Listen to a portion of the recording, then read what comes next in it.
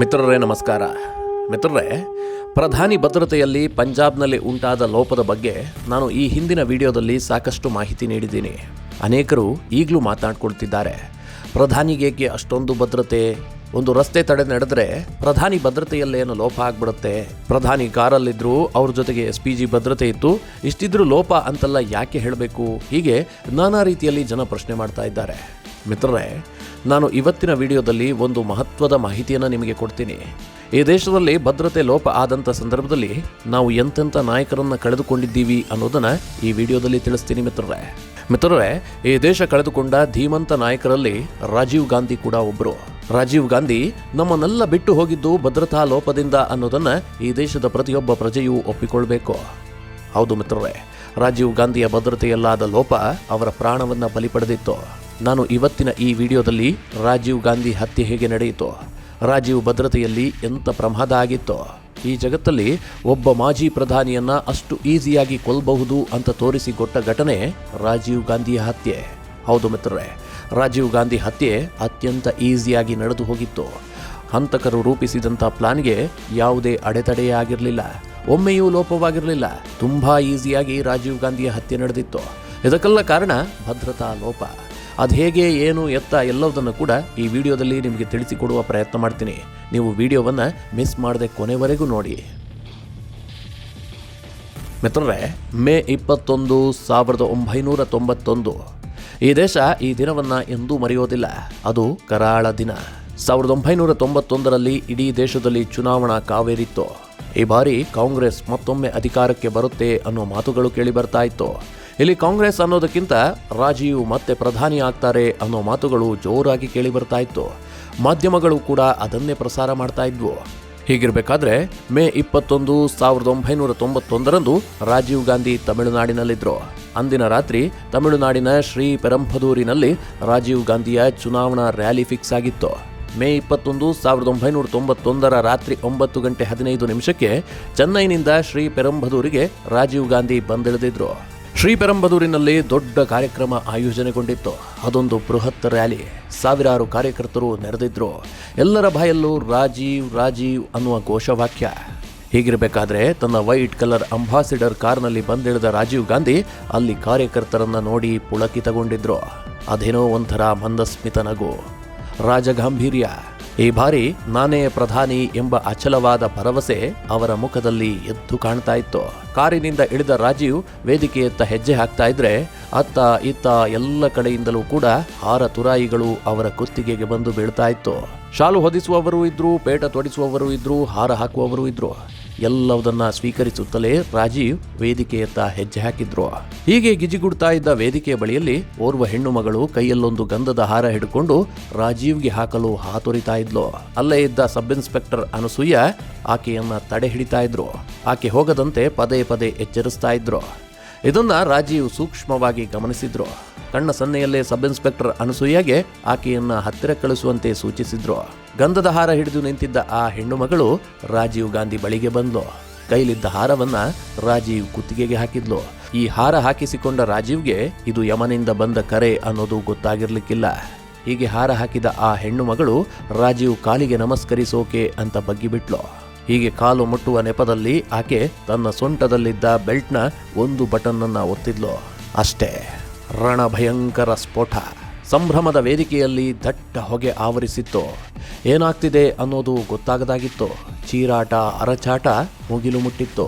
ಹೊಗೆ ಸರಿದು ಅಲ್ಲೇನಾಗ್ತಿದೆ ಅನ್ನೋದು ಗೊತ್ತಾಗುವಷ್ಟರಲ್ಲಿ 16 ಮಂದಿ ಮಾಂಸದ ಮುದ್ದೆಯಾಗಿ ಬಿದ್ದು ಬಿಟ್ಟಿದ್ರು. ಕೆಲವೇ ಕ್ಷಣಗಳ ಮುಂಚೆ ರಾಜಗಾಂಭೀರ್ಯದಿಂದ ಮಂದಸ್ಮಿತ ನಗುವಿನೊಂದಿಗೆ ವೇದಿಕೆ ಬಳಿಗೆ ಹೆಜ್ಜೆ ಹಾಕ್ತಿದ್ದ ರಾಜೀವ್ ಕೂಡ ಅಲ್ಲಿ ಮಾಂಸದ ಮುದ್ದೆಯಂತೆ ಮಲಗಿಬಿಟ್ಟಿದ್ರು. ಘಟನೆಯಲ್ಲಿ ರಾಜೀವ್ ಮೃತಪಟ್ಟಿರೋದು ಎಲ್ಲರಿಗೂ ಗೊತ್ತಾಯ್ತು. ಆದರೆ ರಾಜೀವ್ರದ್ದು ಅಂತ ಹೇಳಿಕೊಳ್ಳೋದಕ್ಕೆ ಅಲ್ಲಿ ಉಳಿದಿದ್ದು ಕೇವಲ ಅವರು ಧರಿಸ್ತಿದ್ದ ಶೂ ಮಾತ್ರ. ಬೇರೇನೂ ಇರಲಿಲ್ಲ, ಎಲ್ಲ ಮಾಂಸದ ಮುದ್ದೆಯಷ್ಟೇ. ಹೀಗೆ ಮಿತ್ರರೇ, ರಾಜೀವ್ ಗಾಂಧಿ ವಿಶ್ವದ ಮೊದಲ ಮಾನವ ಬಾಂಬ್ಗೆ ಬಲಿಯಾಗಿ ಹೋಗಿದ್ರು. ರಾಜೀವ್ ಗಾಂಧಿಯನ್ನ ಬಲಿ ಪಡೆದ ಆ ಮಾನವ ಬಾಂಬ್ ಧನು. ಮಿತ್ರರೇ, ಕೊನೆಗೆ ಈ ಸುದ್ದಿ ಇಡೀ ವಿಶ್ವವ್ಯಾಪಿ ಹಬ್ಬಿತು. ಎಲ್ಲ ರಾಷ್ಟ್ರೀಯ ಅಂತಾರಾಷ್ಟ್ರೀಯ ಮಾಧ್ಯಮದಲ್ಲಿ ರಾಜೀವ್ ಸಾವಿನ ಸುದ್ದಿ ಪ್ರಸಾರವಾಗತೊಡಗಿತು. ಚುನಾವಣಾ ಗುಂಗಿನಲ್ಲಿದ್ದ ಭಾರತದಲ್ಲಿ ಶೋಕ ಮಡುಗಟ್ಟಿತ್ತು. ಇಡೀ ದೇಶದಲ್ಲಿ ಸೂತಕದ ಛಾಯೆ ಆವರಿಸಿತು. ರಾಜೀವ್ ಗಾಂಧಿಯ ಗುರುತು ಪತ್ತೆ ಹಚ್ಚಲು ಚೆನ್ನೈನಿಂದ ಫೋರೆನ್ಸಿಕ್ ಅಧಿಕಾರಿಗಳು ಬಂದಿದ್ರು. ಕೊನೆಗೆ ರಾಜೀವ್ ಗಾಂಧಿಯ ಮೃತದೇಹವನ್ನ ರಾತ್ರಿಯೇ ಚೆನ್ನೈಗೆ ರವಾನಿಸಲಾಯಿತು. ಮಾರನೇ ದಿನ ರಾಜೀವ್ ಪಾರ್ಥಿವ ಶರೀರವನ್ನ ದೆಹಲಿಗೆ ಕೊಂಡೊಯ್ಯಲಾಯಿತು. ಕೊನೆಗೆ ಯಮುನಾ ನದಿ ತಟದಲ್ಲಿ ರಾಜೀವ್ ಗಾಂಧಿಯ ಅಂತ್ಯ ಸಂಸ್ಕಾರ ನಡೆಸಲಾಯಿತು. ಈ ದೇಶದ ಯುವ ನಾಯಕ ಪಂಚಭೂತಗಳಲ್ಲಿ ಲೀನವಾಗಿ ಹೋದ್ರು. ಅಂದ್ರೆ ಒಬ್ಬ ಮಾಜಿ ಪ್ರಧಾನಿಯನ್ನ ತುಂಬಾ ಈಸಿಯಾಗಿ ಹತ್ಯೆ ಮಾಡಬಹುದು ಅನ್ನೋದನ್ನ ಒಂದು ಸಂಘಟನೆ ತೋರಿಸಿಕೊಟ್ಟಿತ್ತು. ಹಾಗಾದ್ರೆ ಮಿತ್ರರೇ, ಈ ರಾಜೀವ್ ಗಾಂಧಿ ಹತ್ಯೆಗೆ ಕಾರಣ ಏನು? ರಾಜೀವ್ ಅದ್ಯಾರ ದ್ವೇಷವನ್ನ ಕಟ್ಕೊಂಡಿದ್ರು? ರಾಜೀವ್ ಮೇಲೆ ಅವರಿಗೇಕೆ ಅಷ್ಟೊಂದು ಕೋಪ? ಹತ್ಯೆ ಮಾಡುವಂತಹ ತಪ್ಪನ್ನ ರಾಜೀವ್ ಏನು ಮಾಡಿದ್ರು ಅಂತ ಕೇಳಿದ್ರೆ ನಾವು ಶ್ರೀಲಂಕಾದ ಇತಿಹಾಸಕ್ಕೆ ಹೋಗ್ಬೇಕು. ಹೌದು ಮಿತ್ರರೇ, ರಾಜೀವ್ ಹತ್ಯೆಯ ಕಂಪ್ಲೀಟ್ ಡೀಟೇಲ್ಸ್ ಹೇಳಬೇಕು ಅಂತಂದ್ರೆ ನಾವು ಶ್ರೀಲಂಕಾದ ತಮಿಳರ ಸ್ವಾತಂತ್ರ್ಯ ಹೋರಾಟದ ಇತಿಹಾಸಕ್ಕೆ ಹೋಗಬೇಕು. ಶ್ರೀಲಂಕಾ ಸ್ವತಂತ್ರಗೊಂಡಿದ್ದು 1948ರಲ್ಲಿ. ಅಲ್ಲಿದ್ದು ಶ್ರೀಲಂಕಾದ ಮೂಲ ನಿವಾಸಿಗಳು ಸಿಂಹಳಿಯರು ಹಾಗೂ ತಮಿಳುನಾಡಿನಿಂದ ಅಲ್ಲಿ ಹೋಗಿ ನೆಲೆ ಕಂಡಿದ್ದ ತಮಿಳರು. ಈ ಎರಡು ಜನಾಂಗದ ನಡುವೆ ಬಹಳ ವರ್ಷಗಳಿಂದ ಕಿತ್ತಾಟ ಇದ್ದೇ ಇತ್ತು. ಶ್ರೀಲಂಕಾದಲ್ಲಿ ಬಹುಸಂಖ್ಯಾತರು ಸಿಂಹಳಿಯರು, ತಮಿಳು ಹಿಂದೂಗಳು ಅಲ್ಪಸಂಖ್ಯಾತರು. ಶ್ರೀಲಂಕಾ ಸ್ವತಂತ್ರಗೊಂಡ ನಂತರ ಸಿಂಹಳಿಯರ ಪಾರುಪತ್ಯ ಜಾಸ್ತಿಯಾಗತೊಡಗಿತು. ಶ್ರೀಲಂಕಾದ ಸರ್ಕಾರ ರಚನೆ ವೇಳೆಯೂ ತಮಿಳರನ್ನ ಬದಿಗೊತ್ತಿ ಸಿಂಹಳಿಯರೇ ಪ್ರಾತಿನಿಧ್ಯವನ್ನ ಗಿಟ್ಟಿಸಿಕೊಂಡ್ರು. ತಮಿಳರಿಗೆ ಚುನಾವಣಾ ಹಕ್ಕಿಲ್ಲ ಎಂದು ಘೋಷಿಸಲಾಯಿತು. ಸಿಂಗ್ಲಾವನ್ನ ಶ್ರೀಲಂಕಾದ ಏಕಮೇವ ರಾಷ್ಟ್ರೀಯ ಭಾಷೆಯಾಗಿ ಘೋಷಿಸಲಾಯಿತು. ಸಿಲೋನ್ ಎಂಬ ಹೆಸರನ್ನ ಶ್ರೀಲಂಕಾ ಮಾಡಲಾಯಿತು. ಬೌದ್ಧ ಧರ್ಮವನ್ನ ಪ್ರಥಮ ಧರ್ಮವಾಗಿ ಘೋಷಿಸಲಾಯಿತು. ಹೀಗೆ ತಮಿಳರನ್ನ ಶ್ರೀಲಂಕಾದಲ್ಲಿ ಎರಡನೆಯ ದರ್ಜೆಯ ಪ್ರಜೆಗಳಂತೆ ಮಾಡಲಾಯಿತು. ಇದೆಲ್ಲ ಕಾರಣದಿಂದಾಗಿ ಶ್ರೀಲಂಕಾದಲ್ಲಿ ಅನೇಕ ತಮಿಳು ಉಗ್ರಗಾಮಿ ಸಂಘಟನೆಗಳು ಜನ್ಮ ತಳೆದವು. ಅದರಲ್ಲಿ ಮುಖ್ಯವಾದುದು liberation tigers of Tamil Eelam. Velupillai Prabhakaran ಎಂಬ ಸ್ಕೂಲ್ ಡ್ರಾಪ್ಔಟ್ ಯುವಕ ತಮಿಳು ಹೋರಾಟಗಾರರಿಗಾಗಿ ಈ ಸಂಘಟನೆಯನ್ನು ಸ್ಥಾಪಿಸಿದ್ದ. ತಮಿಳರ ಹಕ್ಕಿಗಾಗಿ ಹೋರಾಟ ನಡೆಸುವ ಸಂಘಟನೆ ಇದು. ಇದರ ಜೊತೆಗೆ ಶ್ರೀಲಂಕಾದಲ್ಲಿದ್ದ ತಮಿಳರಿಗೂ ಹಾಗೂ ಭಾರತದ ತಮಿಳುನಾಡಿಗೂ ಭಾವನಾತ್ಮಕ ಸಂಬಂಧ ಇತ್ತು. ನಮ್ಮವರು ಅನ್ನೋ ಭಾವನೆ ತಮಿಳುನಾಡಿನಲ್ಲಿ ಹೆಚ್ಚಾಗಿತ್ತು. ಹೀಗೆ ಶ್ರೀಲಂಕಾದಲ್ಲಿ ಹುಟ್ಟಿಕೊಂಡ LTTEಗೆ ಭಾರತದಿಂದಲೂ ಬೆಂಬಲ ಜಾಸ್ತಿ ಆಯಿತು. ಅದರಲ್ಲೂ ತಮಿಳುನಾಡಿನ ಜನರು LTTEಗೆ ಹೆಚ್ಚು ಬೆಂಬಲ ನೀಡಿದ್ರು. ಈ ಮಧ್ಯೆ 1983 ಜುಲೈ 24ರಂದು ಶ್ರೀಲಂಕಾದಲ್ಲಿ ಒಂದು ಘಟನೆ ನಡೆಯುತ್ತೆ. ಶ್ರೀಲಂಕಾ ಸೇನೆಯ 13 ಜನ ಸೇನಾಧಿಕಾರಿಗಳನ್ನ LTTE ಹತ್ಯೆಗೈದಿತ್ತು. ಇದನ್ನ ಬ್ಲ್ಯಾಕ್ ಜುಲೈ ಅಂತಲೇ ಕರೆಯಲಾಗುತ್ತೆ. ಈ ಘಟನೆ ಆಗ್ತಿದ್ದ ಹಾಗೆ ಶ್ರೀಲಂಕಾದಲ್ಲಿ ದೊಂಬಿ ಜಾಸ್ತಿ ಆಗುತ್ತೆ. ತಮಿಳರನ್ನ ಕಗ್ಗೊಲೆ ಮಾಡಲಾಗುತ್ತೆ. ಸಹಸ್ರಾರು ತಮಿಳರು ನಿರಾಶ್ರಿತರಾಗ್ತಾರೆ. ಹೀಗೆ ನಿರಾಶ್ರಿತರಾದ ತಮಿಳರು ಭಾರತದತ್ತ ವಲಸೆ ಬರಲಾರಂಭಿಸುತ್ತಾರೆ. ಇದೇ ಸಂದರ್ಭದಲ್ಲಿ ಶ್ರೀಲಂಕಾದಲ್ಲಿ ಪ್ರತ್ಯೇಕ ತಮಿಳು ದೇಶದ ಕೂಗು ಕೇಳಿಬರುತ್ತೆ. ಜಾಫ್ನಾವನ್ನ ತನ್ನ ರಾಜಧಾನಿಯನ್ನಾಗಿಟ್ಟುಕೊಂಡು ಪ್ರತ್ಯೇಕ ದೇಶವನ್ನ ಮಾಡಬೇಕು ಅಂತ ಏಳುಪಿಳ್ಳೈ ಪ್ರಭಾಕರನ್ ಹೊರಡ್ತಾನೆ. ದಿನದಿನಕ್ಕೂ ಶ್ರೀಲಂಕಾದಲ್ಲಿ ಪ್ರತ್ಯೇಕವಾದ ಜೋರಾಗುತ್ತೆ. ಭಾರತದಲ್ಲಿ ಲಂಕಾದಲ್ಲಿರುವ ತಮಿಳರ ಬಗ್ಗೆ ಸಿಂಪತಿ ದಿನದಿನಕ್ಕೂ ಹೆಚ್ಚಾಗತೊಡಗುತ್ತೆ. ಹೀಗಿರುವಾಗಲೇ ಭಾರತ ಸರ್ಕಾರ ಶ್ರೀಲಂಕಾದ ಜಾಫ್ನಾ ತಮಿಳು ನಿರಾಶ್ರಿತರ ಪ್ರದೇಶಕ್ಕೆ ಅನೇಕ ಟನ್ ಗಟ್ಟಲೆ ಆಹಾರ ಧಾನ್ಯವನ್ನ ಸುರಿದು ಬರುತ್ತೆ. ಮಿರಾಜ್ ಯುದ್ಧ ವಿಮಾನದ ಬೆಂಗಾವಲಿನಲ್ಲಿ ಈ ಆಹಾರ ಪದಾರ್ಥವನ್ನ ಶ್ರೀಲಂಕಾದ ಜಾಫ್ನಾದಲ್ಲಿ ಸುರಿಯಲಾಗಿತ್ತು. ಅಲ್ಲಿರುವ ಲಂಕಾದ ನಿರಾಶ್ರಿತರಿಗೆ ಆಹಾರ ಪೂರೈಸುವ ಉದ್ದೇಶ ಭಾರತದ್ದಾಗಿತ್ತು. ಯಾವಾಗ ಭಾರತ ಶ್ರೀಲಂಕಾದಲ್ಲಿದ್ದ ತಮಿಳರಿಗೆ ಆಹಾರವನ್ನು ಪೂರೈಸಿತೋ ಆಗ ಲಂಕಾ ಸರ್ಕಾರ ಮೆತ್ತಗಾಗುತ್ತೆ. ಇದೇ ಸಂದರ್ಭದಲ್ಲಿ ಶ್ರೀಲಂಕಾದ ರಾಷ್ಟ್ರಪತಿ ಆಗಿದ್ದವರು JR ಜಯವರ್ಧನೆ. ಅವರು ಭಾರತದ ಪ್ರಧಾನಿ ರಾಜೀವ್ ಗಾಂಧಿಗೆ ಕರೆ ಮಾಡ್ತಾರೆ. ಶ್ರೀಲಂಕಾದಲ್ಲಿ ಶಾಂತಿ ಸ್ಥಾಪನೆಗೆ ಒತ್ತಾಯವನ್ನು ಮಾಡ್ತಾರೆ. ಜೊತೆಗೆ ಶ್ರೀಲಂಕಾದಲ್ಲಿ ಶಾಂತಿ ಸ್ಥಾಪನೆಗಾಗಿ ಭಾರತೀಯ ಸೇನೆಯನ್ನ ಕಳುಹಿಸಿಕೊಡುವಂತೆ ಮನವಿ ಮಾಡ್ತಾರೆ. ಕೊನೆಗೆ ಭಾರತೀಯ ಸೇನೆಯನ್ನ ಕಳುಹಿಸಿಕೊಡಿ ಅಂತ ಶ್ರೀಲಂಕಾದ ರಾಷ್ಟ್ರಪತಿ JR ಜಯವರ್ಧನೆ ಪ್ರಧಾನಿ ರಾಜೀವ್ ಗಾಂಧಿಗೆ ಪತ್ರವನ್ನು ಬರೀತಾರೆ. ಇದನ್ನೆಲ್ಲ ಗಮನಿಸಿದ ರಾಜೀವ್ ಗಾಂಧಿ ಶ್ರೀಲಂಕಾಗೆ ಸೇನೆಯನ್ನ ಕಳುಹಿಸಿಕೊಡೋದಕ್ಕೆ ಒಪ್ಪಿಕೊಳ್ತಾರೆ. ಒಂದು ಕಡೆ ಸೇನೆಯನ್ನ ಕಳುಹಿಸಿಕೊಡೋದು, ಇನ್ನೊಂದು ಕಡೆ ಶ್ರೀಲಂಕಾ ಜೊತೆಗೆ ಶಾಂತಿ ಒಪ್ಪಂದ ಮಾಡಿಕೊಳ್ಳೋದು ರಾಜೀವ್ ಗಾಂಧಿಯವರ ತಂತ್ರಗಾರಿಕೆಯಾಗಿತ್ತು. ಈ ಮೂಲಕ ಲಂಕಾದಲ್ಲಿರುವ ತಮಿಳರ ಹಕ್ಕನ್ನ ಪುನರ್ ಸ್ಥಾಪಿಸೋದು ರಾಜೀವ್ ಗಾಂಧಿಯವರ ಉದ್ದೇಶ ಆಗಿತ್ತು. ಇದಕ್ಕಾಗಿ ಜುಲೈ 29, 1987ರಂದು ರಾಜೀವ್ ಗಾಂಧಿ ಕೊಲಂಬೋಗೆ ಹೋಗ್ತಾರೆ. ಭಾರತ ಶ್ರೀಲಂಕಾ ನಡುವೆ ಶಾಂತಿ ಒಪ್ಪಂದ ಏರ್ಪಡುತ್ತೆ. ಇದೇ ವೇಳೆ ಜುಲೈ 30, 1987ರಂದು ರಾಜೀವ್ ಗಾಂಧಿಗೆ ಶ್ರೀಲಂಕಾದಲ್ಲಿ ಗಾರ್ಡ್ ಆಫ್ ಹಾನರ್ ನೀಡಲಾಗ್ತಿರುತ್ತೆ. ಶ್ರೀಲಂಕಾ ಸೇನೆ ನೀಡುವ ಗಾರ್ಡ್ ಆಫ್ ಹಾನರ್ ಅದಾಗಿರುತ್ತೆ. ಈ ವೇಳೆ ಓರ್ವ ಸೈನಿಕ ತನ್ನ ಬಂದೂಕಿನಿಂದ ರಾಜೀವ್ ಗಾಂಧಿ ಮೇಲೆ ಹಲ್ಲೆ ಮಾಡ್ತಾನೆ. ಅಂದ್ರೆ ಇದರರ್ಥ ಈ ಶಾಂತಿ ಒಪ್ಪಂದ ಶ್ರೀಲಂಕನ್ನರಿಗೆ ಬೇಡವಾಗಿತ್ತು. ಭಾರತ ಶ್ರೀಲಂಕಾದ ರಾಜಕೀಯಕ್ಕೆ ಎಂಟ್ರಿ ಆಗೋದು ಅಲ್ಲಿನ ಜನರಿಗೆ ಬೇಡವಾಗಿತ್ತು. ಅಲ್ಲಿ ಇದಕ್ಕೆ ವಿರೋಧ ವ್ಯಕ್ತವಾಗ್ತಾ ಇತ್ತು. ಹೀಗೆ ರಾಜೀವ್ ಗಾಂಧಿ ಅಲ್ಲಿ ಶ್ರೀಲಂಕಾ ಜೊತೆಗೆ ಶಾಂತಿ ಒಪ್ಪಂದವನ್ನು ಮಾಡ್ಕೊಳ್ತಾ ಇದ್ರೆ ಇತ್ತ LTTE ಮುಖಂಡ ಏಳುಪಿಳ್ಳೈ ಪ್ರಭಾಕರನ್ ದೆಹಲಿಯ ಅಶೋಕ ಹೋಟೆಲ್ನಲ್ಲಿದ್ದ. ಸರ್ಕಾರದ ಅತಿಥಿಯಾಗಿ ಬಂದಿದ್ದ ಈತ ಟಿವಿಯಲ್ಲಿ ಭಾರತ ಶ್ರೀಲಂಕಾ ನಡುವಿನ ಶಾಂತಿ ಒಪ್ಪಂದವನ್ನ ನೋಡ್ತಾ ಕುಳಿತಿದ್ದ. ಈ ಒಪ್ಪಂದವಾಗ್ತಿದ್ದಂತೆ ಇದಕ್ಕೆ ಪ್ರಭಾಕರನ್ ತೀವ್ರವಾಗಿ ವಿರೋಧಿಸಿದ. ಬಳಿಕ ರಾಜೀವ್ ಗಾಂಧಿ ತನ್ನ ನಿವಾಸಕ್ಕೆ ಬರಮಾಡಿಕೊಂಡು ಪ್ರಭಾಕರನ್ ಮನವೊಲಿಸುವ ಪ್ರಯತ್ನವನ್ನು ಮಾಡ್ತಾರೆ. ಈ ಶಾಂತಿ ಒಪ್ಪಂದದ ಸಾಧಕ ಬಾಧಕ ಎಲ್ಲವನ್ನ ಪ್ರಭಾಕರನ್ಗೆ ಮನವರಿಕೆ ಮಾಡಿಕೊಡುವ ಪ್ರಯತ್ನವನ್ನ ರಾಜೀವ್ ಗಾಂಧಿ ಮಾಡ್ತಾರೆ. ಮಿತ್ರರೇ, ಇದನ್ನೆಲ್ಲ ರಾಜೀವ್ ಗಾಂಧಿ ಮಾಡುವ ಅವಶ್ಯಕತೆಯಾದ್ರೂ ಏನಿತ್ತು? ಏನೂ ಇರಲಿಲ್ಲ. ಆದರೆ ರಾಜೀವ್ ಗಾಂಧಿಗೆ ಇದ್ದ ಭಯ ಒಂದೇ. ಶ್ರೀಲಂಕಾದ ವಿಚಾರದಲ್ಲಿ ಭಾರತ ಸುಮ್ಮನಿದ್ರೆ ಅಲ್ಲಿಗೆ ಪಾಕಿಸ್ತಾನ ಎಂಟ್ರಿ ಆಗಬಹುದು ಅಥವಾ ಚೀನಾ ಅಲ್ಲಿ ಬಂದು ಕೂರಬಹುದು. ಭಾರತದ ಪಕ್ಕದಲ್ಲೇ ಇರುವ ಶ್ರೀಲಂಕಾ ಅತ್ಯಂತ ಆಯಕಟ್ಟಿನ ಪ್ರದೇಶ. ಅಲ್ಲಿ ಇನ್ನೊಂದು ಶತ್ರು ಸೇನೆ ಬಂದು ನಿಂತರೆ ಭಾರತಕ್ಕೆ ಆಪತ್ತು. ಇದಕ್ಕೋಸ್ಕರವಾಗಿ ಯಾವುದೇ ಕಾರಣಕ್ಕೂ ಕೂಡ ಅಲ್ಲಿ ಬೇರೊಂದು ಸೇನೆ ಬರಬಾರದು ಅನ್ನೋದಷ್ಟೇ ರಾಜೀವ್ ಉದ್ದೇಶವಾಗಿತ್ತು. ಇದೇ ಕಾರಣದಿಂದಾಗಿ ತನ್ನ ದೇಶಕ್ಕಾಗ್ಲಿ ತನಗಾಗ್ಲಿ ಯಾವುದೇ ಸಂಬಂಧ ಇಲ್ಲದೇ ಇದ್ರೂ ಕೂಡ ಶ್ರೀಲಂಕಾದ ರಾಜಕೀಯಕ್ಕೆ ರಾಜೀವ್ ಗಾಂಧಿ ಕೈ ಇಡ್ತಾರೆ. ಪ್ರಭಾಕರನ್ ಮನವೊಲಿಸುವ ಪ್ರಯತ್ನವನ್ನ ಮಾಡ್ತಾರೆ. ರಾಜೀವ್ ಗಾಂಧಿ ಭೇಟಿಯಾಗಿ ಹೊರಬಂದ ಪ್ರಭಾಕರನ್ ಮಾಧ್ಯಮಗಳನ್ನು ಉದ್ದೇಶಿಸಿ ರಾಜೀವ್ ಗಾಂಧಿಗೆ ಶ್ರೀಲಂಕಾದಲ್ಲಿರುವ ತಮಿಳರ ಬಗ್ಗೆ ತುಂಬಾ ಕನ್ಸನ್ನಿದೆ. ಇದೇ ಕಾರಣದಿಂದ ರಾಜೀವ್ ಗಾಂಧಿ ಮಾಡಿಕೊಂಡ ಶಾಂತಿ ಒಪ್ಪಂದವನ್ನ ನಾವು ಒಪ್ಪುತ್ತೇವೆ ಅಂತ ಪ್ರಭಾಕರನ್ ಮಾಧ್ಯಮದ ಮುಂದೆ ಹೇಳ್ತಾನೆ. ಆತ ಭಾರತೀಯ ಸೇನೆ ಶ್ರೀಲಂಕಾದಲ್ಲಿ ಬೀಡು ಬಿಟ್ಟಿರುತ್ತೆ. ನಂತರ LTTE ಮುಖ್ಯಸ್ಥ ಪ್ರಭಾಕರನ್ ತನ್ನ ಬಳಿ ಇರುವ ಎಲ್ಲಾ ವೆಪನ್ಸ್ಗಳನ್ನ ಸರೆಂಡರ್ ಮಾಡೋದಕ್ಕೆ ಒಪ್ಪಿಕೊಳ್ತಾನೆ. ಭಾರತೀಯ ಸೇನೆ ಸಮ್ಮುಖದಲ್ಲೇ ಈ ಶಸ್ತ್ರಾಸ್ತ್ರ ಹಸ್ತಾಂತರದ ಕಾರ್ಯಕ್ರಮವೂ ನಿಗದಿಯಾಗಿರುತ್ತೆ. ಆದರೆ LTTE ವಿರೋಧಿ ಸಂಘಟನೆಗೆ ಭಾರತ ಸೇನೆ ಶಸ್ತ್ರಾಸ್ತ್ರ ನೀಡ್ತಾ ಇದೆ ಎಂಬ ಸುದ್ದಿ ಹರಿದಾಡಬಿಡುತ್ತೆ. ಹೀಗಾಗಿ ಪ್ರಭಾಕರನ್ ಶರಣಾಗತಿಗೆ ನಿರಾಕರಿಸ್ತಾನೆ. ಇದರ ಮಧ್ಯೆ LTTEಯ ರಾಜಕೀಯ ಮುಖ್ಯಸ್ಥ ತಿಲಪ್ಪನ್ ಉಪವಾಸ ಕುಳಿತು ಬಿಡ್ತಾನೆ. ಭಾರತ ಹಾಗೂ ಶ್ರೀಲಂಕಾ ಶಾಂತಿ ಒಪ್ಪಂದದ ಅನುಷ್ಠಾನಕ್ಕಾಗಿ ತಿಲಪ್ಪನ್ ಉಪವಾಸ ಆರಂಭಿಸಿದ್ದ. ಉಪವಾಸ ಕುಳಿತ ತಿಲಪ್ಪನ್ 12ನೇ ದಿನಕ್ಕೆ ಸಾವಿಗೀಡಾದ. ಈ ವೇಳೆ ಶ್ರೀಲಂಕಾದಲ್ಲಿ ದೊಡ್ಡ ದಂಗೆ ಏರ್ಪಡುತ್ತೆ. ದಂಗೆಯಲ್ಲಿ ಸಾವು ನೋವು ಹೆಚ್ಚಾಗುತ್ತೆ. ಸಿಂಹಳದ ಸೇನೆ LTTEಯ 11 ಉಗ್ರರನ್ನ ಬಂಧಿಸುತ್ತೆ. ಇದರಲ್ಲಿ ಪ್ರಮುಖ LTTE ಕಮಾಂಡರ್ಗಳು ಸೇರಿರ್ತಾರೆ. ಈ 11 ಜನ ಉಗ್ರರು ಸೈನೇಡ್ ತಿಂದು ಸಾವಿಗೀಡಾಗ್ತಾರೆ. ಈ ಘಟನೆ ಭಾರತೀಯ ಸೇನೆ ಹಾಗೂ LTTE ನಡುವಿನ ಸಂಬಂಧವನ್ನ ಹಾಳುಗೆಡವಿ ಬಿಡುತ್ತೆ. ಇಷ್ಟೊತ್ತು ಭಾರತೀಯ ಸೇನೆ ಹರಸಾಹಸ ಪಟ್ಟಿದ್ದೆಲ್ಲವೂ ಕೂಡ ಹೊಳೆಯಲ್ಲಿ ಹುಣಸೆ ಹಣ್ಣು ತೊಳೆದಂತಾಗುತ್ತೆ. ಭಾರತೀಯ ಸೇನೆಯ ಮೇಲೆ LTTE ದಾಳಿಗಿಳಿಯುತ್ತೆ. ಇತ್ತ ಭಾರತೀಯ army chief general K. Sundar LTTE ಮೇಲೆ ಯುದ್ಧ ಸಾರ್ತಾರೆ. ಸಾವಿರಾರು LTTE ಉಗ್ರರನ್ನ ಭಾರತೀಯ ಸೇನೆ ಚೆಂಡಾಡುತ್ತೆ. ಈ ಸಂಘರ್ಷದಲ್ಲಿ ಅನೇಕ ಭಾರತೀಯ ಸೇನಾ ಸಿಬ್ಬಂದಿಯು ಹುತಾತ್ಮರಾಗ್ತಾರೆ. ಹೀಗೆ ತಮಿಳು ಸಂಘಟನೆ LTTE ಮೇಲೆ ದಾಳಿಗೆ ಆದೇಶ ನೀಡಿದ ರಾಜೀವ್ ವಿರುದ್ಧ ದೇಶದಲ್ಲಿ ಆಕ್ರೋಶ ಹೆಚ್ಚಾಗುತ್ತೆ. ಕೇಂದ್ರದಲ್ಲಿ ವಿರೋಧ ಪಕ್ಷಗಳು ತೀವ್ರವಾಗಿ ರಾಜೀವ್ ನಡೆಯನ್ನ ಖಂಡಿಸ್ತವೆ. ತಮಿಳುನಾಡಿನ DMK ಹಾಗೂ ಇತರ ರಾಜಕೀಯ ಪಕ್ಷಗಳು ರಾಜೀವ್ ನಿರ್ಧಾರವನ್ನ ಘಂಟಾಘೋಷವಾಗಿ ವಿರೋಧಿಸಲಾರಂಭಿಸುತ್ತವೆ. ತಮಿಳುನಾಡಿನಲ್ಲಿ ದೊಡ್ಡ ಮಟ್ಟದ ರೈಲ್ ರೋಕೋ ಚಳುವಳಿ ಆರಂಭವಾಗುತ್ತೆ. ಭಾರತದಲ್ಲಿ ದಿನದಿನವೂ ರಾಜೀವ್ ಗಾಂಧಿ ವಿರುದ್ಧ ಆಕ್ರೋಶ ಹೆಚ್ಚಾಗತೊಡಗುತ್ತೆ. ಹೀಗೆ ಭಾರತದಲ್ಲಿ ರಾಜೀವ್ ಗಾಂಧಿ ವಿರುದ್ಧ ಹೋರಾಟ ನಡೆಯುತ್ತಿರುವಾಗಲೇ ಅತ್ತ ಶ್ರೀಲಂಕಾದಲ್ಲೂ ರಾಜಕೀಯ ಚಿತ್ರಣ ಬದಲಾಗಿರುತ್ತೆ. ಶ್ರೀಲಂಕಾದಲ್ಲಿ ಸಾರ್ವತ್ರಿಕ ಚುನಾವಣೆ ನಡೆಯುತ್ತೆ. ಹಾಲಿ ರಾಷ್ಟ್ರಪತಿ JR ಜಯವರ್ಧನೆಗೆ ತೀವ್ರ ಮುಖಭಂಗವಾಗಿ ಚುನಾವಣೆಯಲ್ಲಿ ಸೋಲು ಕಾಣ್ತಾರೆ. ರಣಸಿಂಗೆ ಪ್ರೇಮದಾಸ್ ಶ್ರೀಲಂಕಾದ ನೂತನ ರಾಷ್ಟ್ರಪತಿಗಳಾಗ್ತಾರೆ.